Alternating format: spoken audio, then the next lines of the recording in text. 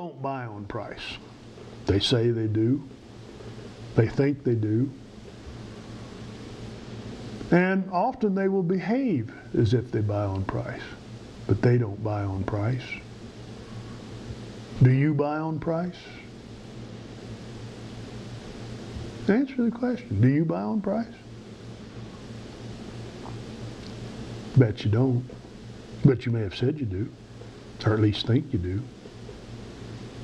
You wearing the cheapest shirt you could buy? Wearing the cheapest pair of shoes you could buy? Why don't you get up and limp around the room for the fellows in your audience because you got on such a cheap pair of shoes?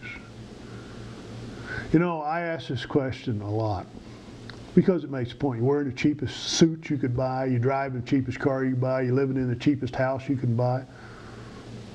The answer to that's not true. Now, that doesn't mean you're driving the most expensive automobile available in the world. God knows what that might cost. Doesn't mean you're living in the biggest house in the world, but I bet you're not living in the smallest house, or for that matter, the cheapest apartment that you could rent. See, people say they buy on price, but it doesn't mean they buy on price. Now, I want to make a couple of observations for you about price. One of which, of course, may cost you your job. So maybe it'd be a good thing if your boss isn't sitting in the room watching this.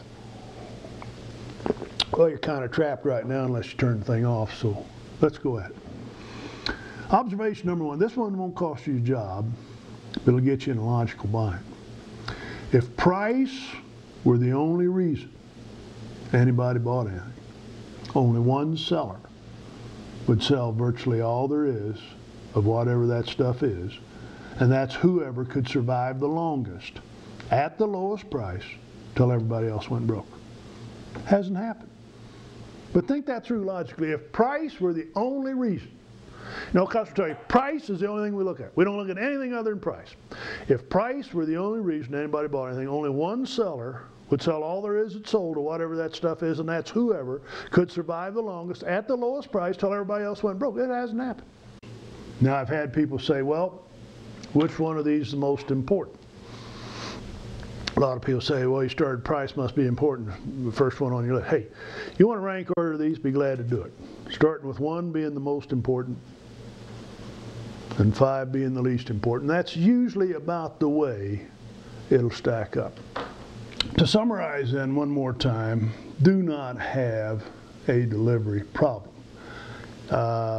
Again, if you want to rank order these things, nobody pays big bucks for excuses.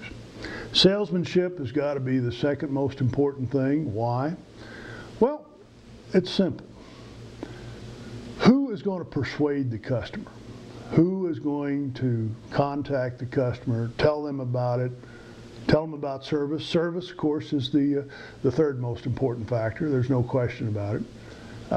Everybody claims they give good service, but not everybody does give good service. And we'll talk later about more aspects of providing the customer good service over and beyond just saying that you're going to give them good service. Quality, people pay for quality, there's no question about it. But remember, like we said, quality does not mean best. It means conformance to standards and expectations. Price, most cases, dead last.